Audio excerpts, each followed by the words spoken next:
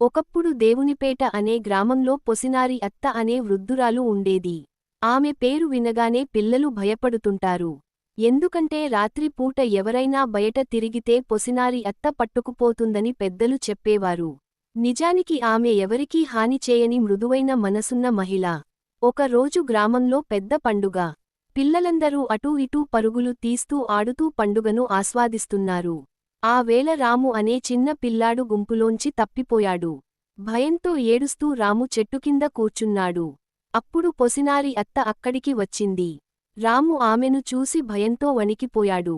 కాని అత్త చిరునవ్వుతో, ఏమైంది బంగారం? అని అడిగింది.